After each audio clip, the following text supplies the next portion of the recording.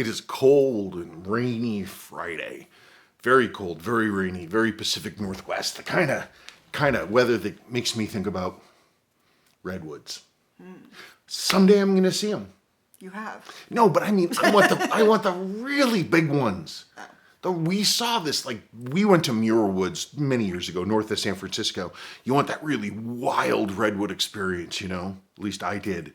And it sort of this contained little pocket. This contained little, like, pocket, you know, land that time forgot, forest in, like, this cleft in the land. I want to go up Pacific Northwest where they filmed, you know, those scenes on Endor, you know, with the huge, I want to see ridiculously gigantic redwoods. Okay. That's what I want. That's what I want. That's what this weather makes me think of. Any case, it's Friday. It is. I'm not sure how long it's been since we've done a mail call, but it's been a while. I've been busy. We've been busy. I've been doing stuff, working on Green Bean. But also, there's been a lot of other things going on that I've been doing, but here we are. We're doing it. Moving it. Doing it. Let's do wrist check. Hey, look at that. You're back to your red 1680. Yep, it was on the 7th, and I had to wind it for days and days and days. Oh, right, because when I built this one for you, I didn't put quickset in it. I could have, but then I got distracted. I should have, but I didn't. So now, and this is my Seiko 5126-8120, I believe. It's the actual poor man's 62 MAS. This dial is exactly the same as the 62 MAS. It's the same dial made by Dynie on the same blanks. It's exactly the same. Only difference being it has a date window instead of just date, and the dial feeder in different places, but it's the same exact one. And these started being made within very shortly after the 62 MASs were ceasing production. They're cool, man. Okay, wrist check. Hooray. Now am I reading? I guess so. Okay. If you think that's the right idea. The Seiko Landmaster Restoration. Super U1T. Wonder why Seiko doesn't use a Swan-Neck type of adjustment on the hairspring. Well, that's an interesting question. That might actually be... Okay, here's the thing with the Swan-Neck, is it has a... Should I do a segment? Yes. Okay, I'm going to do a segment, and I'll talk about it. Okay, talking regulators.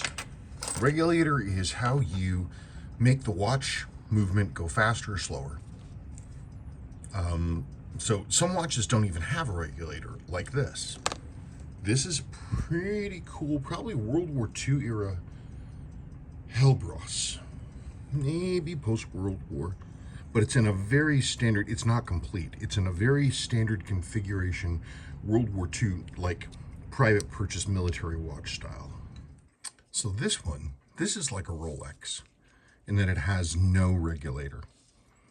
The balance is sitting in a fixed stud, and there's nothing with which to, you know, shorten or lengthen the hairspring. You adjust the accuracy of the balance by changing the weights that are around the outside. Basically, it's like, you know, the old thing about a, you know, mechanical governor.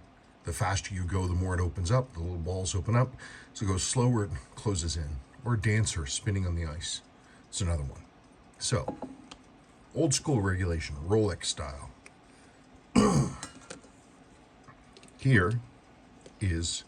This is Seiko.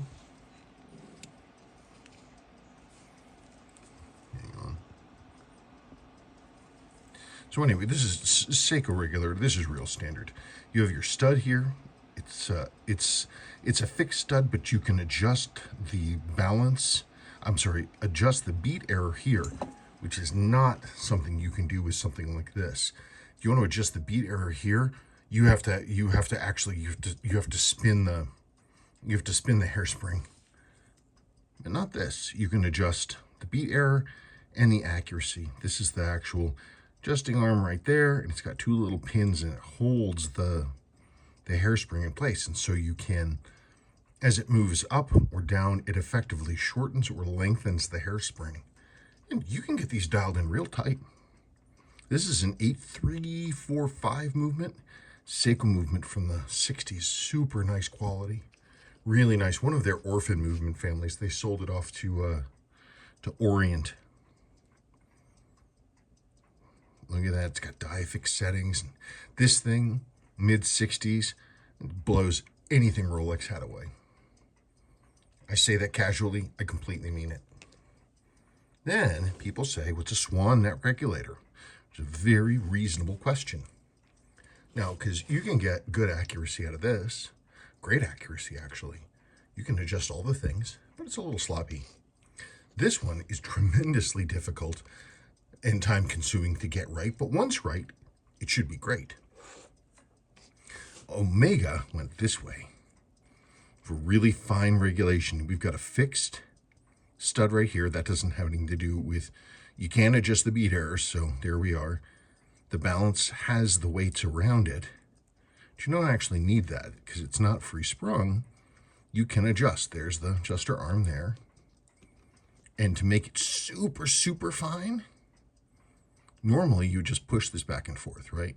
Fast, slow, fast, slow. But here you have a little teeny tiny screw. And so you can push it that way and it'll push this spring back, or you can pull it this way and and the spring will push the arm back this way. It's a very, very elegant solution and can give you some great, great accuracy as a result. Yeah, I've been having fun, actually. I had to dig through all my crap and look at all this stuff. I haven't looked at a lot of this stuff in a long time. Look at this. Omega tuning fork.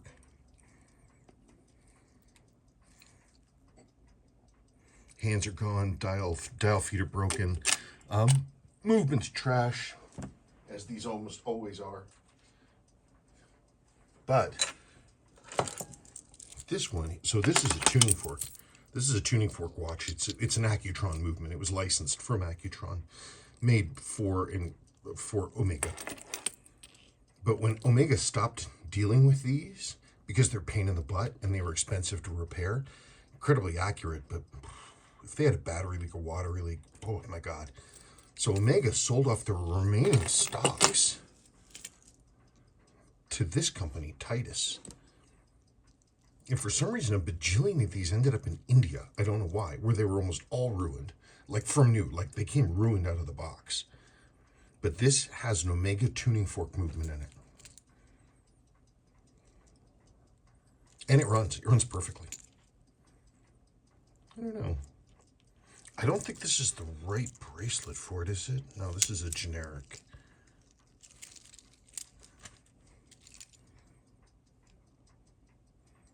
Made in Hong Kong. Yeah, it's a generic. I'll have to look up. I don't know what that one originally went with. Look at that tritium, creamy tritium lume it's got on there. Funny old thing. Yeah, but it's an Omega. Underneath there is an Omega. I think was there something else I was going to show? I don't think so. I've got lots of crap to look at. Okay, that's enough for now. Next question. He has spray paint on his finger. I do. Oh, this is spray paint, by the way. Been working on green bean and I've been dealing with the horns. I spent all this crazy time working on the horns, right? Finally getting all this, going through the electrical system, unbolting these wires and things that have been smashed together, bolted together for decades, getting them cleaned back together, scraping down the old horns, spray painting them, clean. I can buy brand new horns for a set for $20. But I've got the original ones. I don't know if they work. I haven't gotten a peep out of them yet. I go to bed way earlier than him, so I'm waiting for bonk if I could hear it on the other side of the house. I was trying last night because I actually did a lot of work. And when all of a sudden I was like, holy crap. Because when I got that running light up and going, I've been doing all this electrical work. The front running light, it was like dink, nice and bright. You saw it. And I was like, maybe I don't remember. Maybe did I fix the connection for the horn? And I went over and I was like, and I'm waiting. I have no idea what it's going to sound like. But anyway, spray paint. Okay, from the last mail call. Rev M. I have a 1980 model 7548700F or 7000F. That was new when I received it as a high school graduation gift in 1981. Cool. I wore it until the battery ran out and put it away, so it's probably in similar condition to this one. It has a few scratches that I know where each one come from, some crud from wearing it, and a stiff original rubber strap that I know is an easy swap. What would be the likely level of service it would need at 43 years old beyond a new battery, or might that be enough, and about how much should I be prepared to spend? Oh, I don't know about the second question. I can't really answer that to you. Well, I can, but Well, you don't know what everybody charges, and that's fine. And that's so true. You can't answer it. not. There are variables. Here's the deal. Look at your watch. Okay. Look at your watch carefully. Look at the lume on the dial and the hands. Is the lume clean and white? Like, does the metal of the hands, do they look good? Is the lume damaged? Is it darkened? Like this watch right here. This is a Seiko 5126 that's had some pretty interesting water damage inside it. It's mostly okay, but if you look, the lume in the hands is black. And that's what happens when water gets in, moisture of any kind. And that's what happens with the 7548. If no water got in and the battery never leaked, it would just need a physical service. And did you only ever go through one battery change? What gets a 7548, the only thing that'll kill them is a battery leak or moisture, or being left to run forever and ever and ever and ever, because they're not stressed. The train, the stepper motor is always it just every second it goes like this, but the gears are not under constant pressure. But all those years of just that little impulse will wear out the hole for the center wheel. And so eventually it starts getting sloppy. And if it gets worn enough, you can start having interference problems with the calendar. It's something that should have been jeweled. It's not hard to jewel it. That's the only other thing I would imagine. If you're going to keep it forever and you're going to wear it and you're going to go through service, that center wheel should be jeweled. And Seiko still sells that jewel, by the way. Wow, they do. Absolutely, because they still use it to this day. Wow. It's the same center wheel jewel that is in basically all the Dynie series. Like, that center wheel jewel is used in the 7000 series and the 6000 series, and it's a number of quartz watches. I mean, 754Xs, of course, use it. All the 63,000 series, 6100 series, all that stuff, 6105, they all use it. Very interesting. Did you hear someone knocking? Mm-hmm. Hang on just one second. I'm not surprised. What about that? Correct. Okay. Oh my God, it's cracking. Well, if you didn't go outside, you wouldn't have gotten wet. Mm-hmm.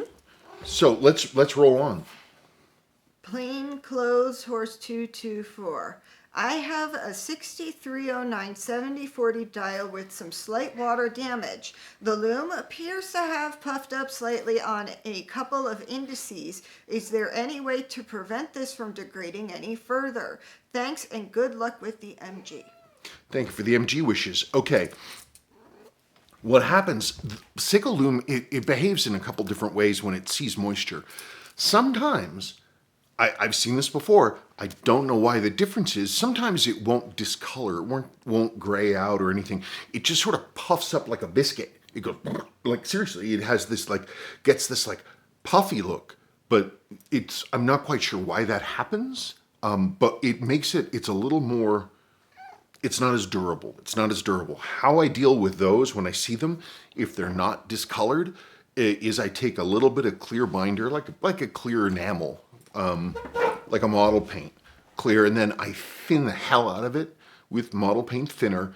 So it's basically a tiny amount of binder in a solvent, and then I just run a little bit onto each loom plot, and it goes zhip, and it doesn't change the form at all. It just goes zhink, it gets, and you'll see it sort of suck into all of the grains and the sort of the material of the loom. And then when it dries, you can't even see it. It's like it's not even there. So that's what I do, because otherwise, if you mess with it, bits can start coming off, which I've seen. So that's my recommendation. Weaver Flightier. Hi Spencer, have you ever worked on a Seiko 2220A? No. Okay, then you can't answer the next question is, what did you think of it? Well, I've looked at them. I have a beautiful one. In fact, I've got a fairly rare 2220A. You remembered, it's a tank watch, but the case is solid silver. The case is coin silver. All right. Why would I remember that? I remember you looked at it and you were like, oh, that's really cute. I don't remember. It's a little tank watch, so it's square with the lugs that stick out like so. The dial is black and it's got Roman numerals that are set radiused around the thing. They're cool. I've never worked on them. I've looked at them. I don't know, they're beautifully made. I mean, I guess I could just show it off if I could find it. Well, Why don't I do that? I'll put in a segment for you guys. Okay, this is this 2220. I do have the complete watch. Just the hands and the crown and everything are over in the box. These are from 1970. These are surprisingly early. This is 1970. And it is the cool thing, the amazing thing is that look at that, 885 silver case. And these have just a beautiful, beautiful, beautiful movement in them. I can get this open, not causing any damage.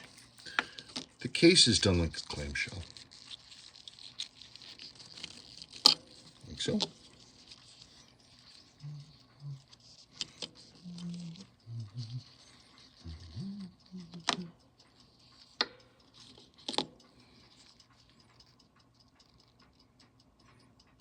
Look at that gorgeous movement. 24 jewels.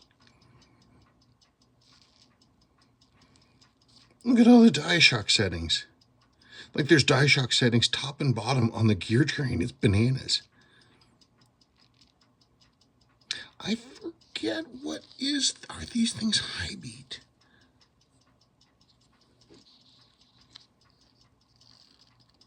Anyway, but they've got a nice fine adjuster there. Not quite like a Swan-Neck, but close. Because instead of just, twiddling this one back and forth, you do this. It's an eccentric screw. And you turn it, and it'll do a fine adjust. Look at that. Jeweled harbor ports. This is a really nice movement. They're beautiful. It's about the size of it's about the size of a nickel.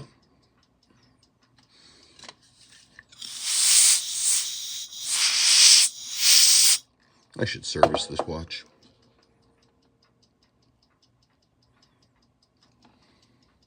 Very, very, very, very pretty.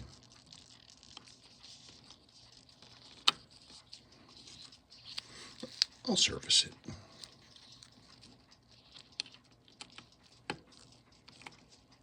Okay, for now, that's fine. Pretty cool, huh? Okay. Seiko 7549 7010 restoration. Mustango 22. Will a vintage 6309 bezel insert fit on the 7549? Yeah, they're the exact same. They're 100% the exact same in every single way. The only difference between, 7549 and 6309 or whatever is that the 754X movement was built on the foundation of the 6300. Other than that, they're all the same. I had a question about that, but I forgot, so never mind. You did? Yeah, I was thinking of something about that, but I don't remember what it was. Well, if he comes to you, let me know. Seiko 6139 8029 Rally chronograph. Adam Oliphant 4570. I just got a 6139 6005 missing the stem and with a scratched crystal and stuck pushers, but the case dial and hands look pretty good and it runs. Would love your advice. Just send me pictures. If you want, KVW at KleinVintageWatchRepair.com, and just send me some pictures. Not a billion, but I mean, if you want to. But the pictures I would really need to see are like case from the side, from the bottom, from like this, but especially the dial and the hands and the loom. Those are the things that'll tell me the most. Case edges, that kind of crap. Just send me pictures. I'll look at them. Ostrich 67. I have my father's who bought it in a duty-free store in Bermuda. He used to entertain 5-year-old me with the chronograph functions as I sat next to him on the couch. I told him that if he left me only one thing in his will, it would be that watch. I need to find someone who can service it for me so I can wear it like he did for 20 years. Well, I mean, with a good service, it will give you that. I mean, they are beautifully built, and they will go. I'm taking servicing work. I'm continuing to take servicing work. I'm getting up to speed on my backlog, which is not much. It's only a few jobs. Then I'm going to start pulling I hope a job a week, job every couple of weeks. And then you just have to go to kleinvintagewatchrepair.com or kleinvintagewatch.com, and you go to servicing, and down at the bottom there's a thing where you can get notified, correct? Mm-hmm. So you can get notified. So you get put on the wait list or something like that. Something like that. No, it's a notification. Notification. And then when we put up a servicing slot, everybody on that list is notified simultaneously. And it's first come, first serve. Mm-hmm. I wish I could take every single person's job, believe me. But that is how years ago I had 4 years of work in here. I didn't take a job for 4 years because I didn't need to, because I had so many. It was ridiculous the amount of work that I did, but I do what I can. So sign up for that and we'll see how it goes. Joseph Stewart 4440. I have this exact model and it needs a service big time. Someone needs to recreate this bracelet. Oh yeah, this is the rally style bracelet. It's the one with what I call the rally chronograph, 6139, 8020, 8029. That bracelet, it's a Stellux bracelet, and it's beefy and heavy, well built like Stellux bracelets are, but the interconnecting links are very thin. And the bracelets themselves are actually held together. That just each interconnecting thing has just this little tab, and they can wear away. So that's the big deal. It'd be nice if somebody made them. My worry is that, I mean, they're a big chunk of funk, and those bracelets are going to be heavy. It's the only thing to think about. But it'd be nice if somebody made them. I have an idea, honey. I will do the green bean questions in a green bean video by themselves. Okay. So we're going to stick with watches. Okay. So those of you who are here only for green bean content, that is going to happen in another video. Yesterday's watch review today, the Seiko Astronaut A829619. Mao. Hi, great content. Thank you. Just got an NOS A829620. The bezel has some play and feels a little stiff. Can I use silicone oil on it? It's far from stuck, just a little bit of rubbing metallic feel during rotation. Is it rattly? Like, can you pull it up and down? Can you move it like this? What happens with those gaskets, it has a big O-ring gasket around it, between the case and the rotating ring. As those get old, the rubber gets hard and they shrink. And so after a while, it's not cushioning or dragging at all, and it just kind of rattles around. The way you deal with those, honestly, is you simply replace that rotating ring gasket. I don't have the part number. I wish I did. I don't have the part number in my head. I know. I don't have the part number in my head. I should, because Lord knows I've replaced them, but that's the thing. You got to pop the bezel off of there and then make sure everything's clean under there. Put in a new O-ring gasket with your silicone lubricant, quick lubricator, and then pop it together with your handy dandy crystal press, and then you are off to astronaut land. What? I'm trying to figure out what she's looking at. I don't know. Oh, there's a beetle or something on the floor. She's extremely she's really confused. Italian tuna owners, why do Italian tunas have a punch mark at the end of their serial number? From Aaron Costello 8812.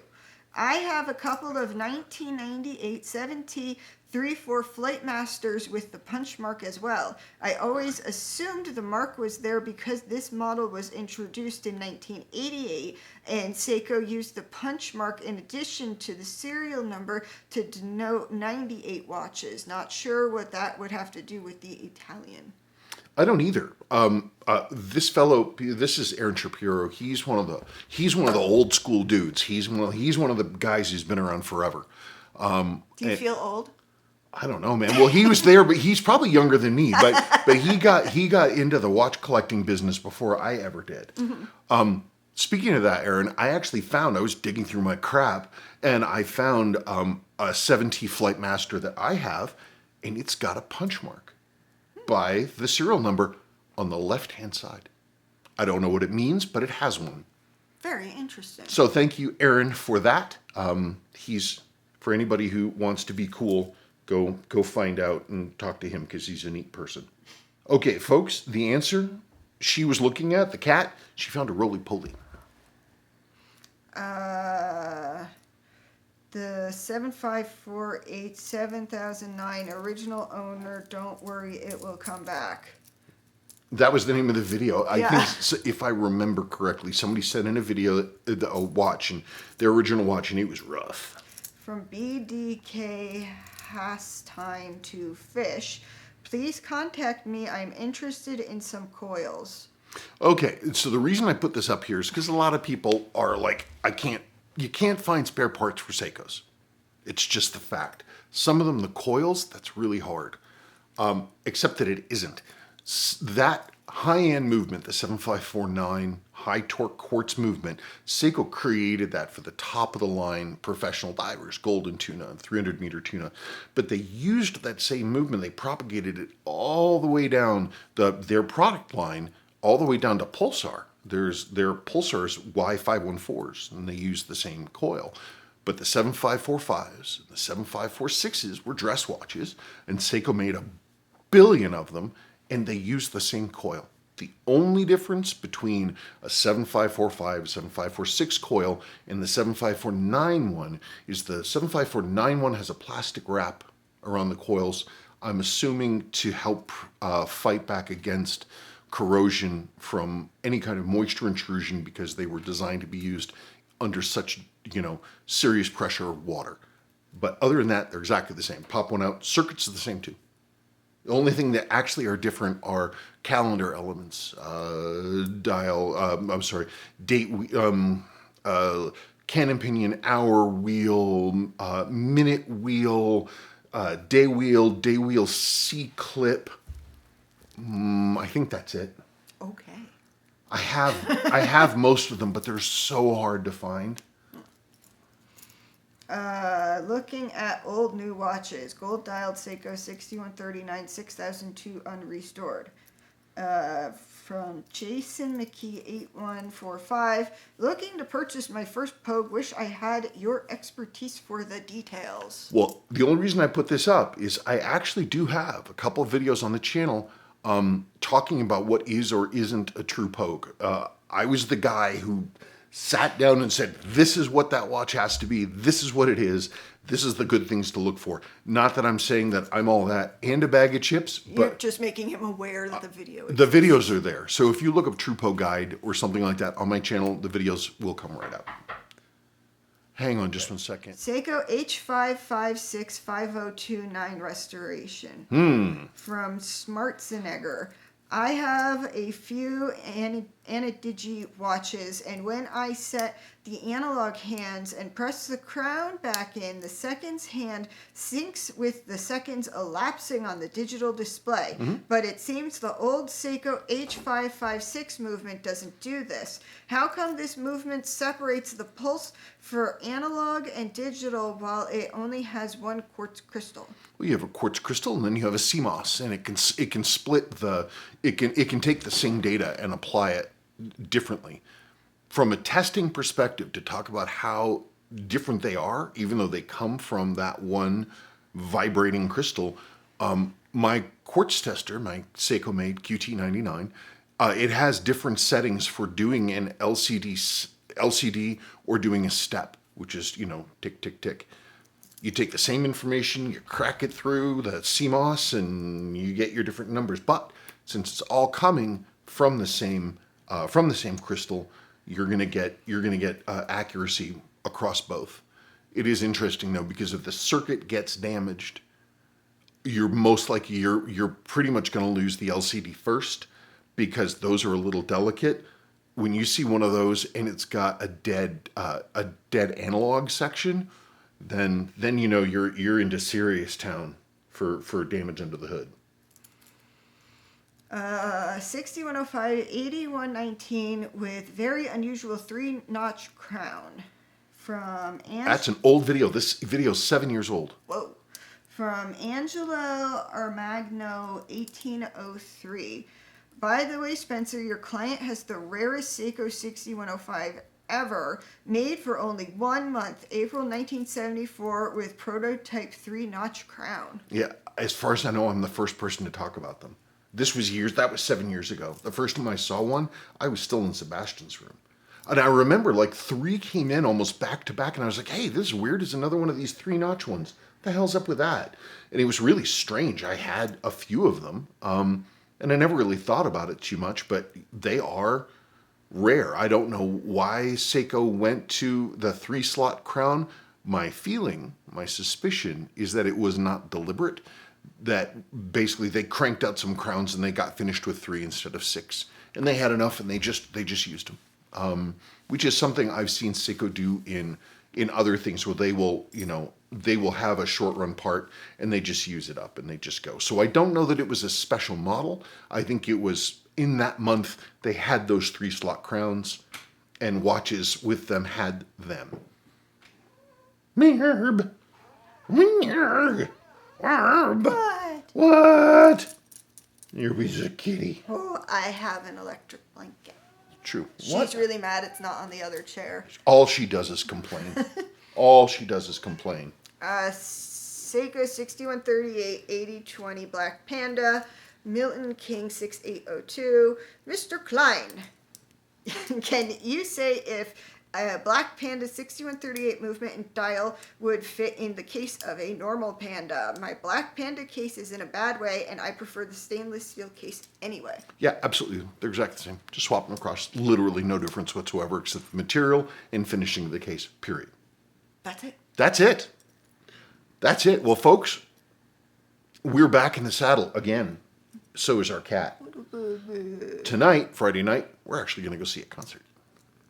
We're going to go see Kiltro, and that should be pretty cool. They're like Alt-J, but they're Chilean Americans. 3 dudes, they live in Denver. They're like super local, and their stuff is really, I think it's just really cool. Really, really cool. And I haven't seen, I don't know, they're a newish band. I can't wait to see them. Mm-hmm. And we're going to go get some barbecue too. So anyway, I'll make a separate green bean video and with the questions for green bean, and we will go from there. But thank you so much for tuning in. Thank you so much for all the questions and everything. Please keep the questions coming. I want your questions. Technical questions are great too, because then I can show off stuff. Okay, folks, you have a great weekend.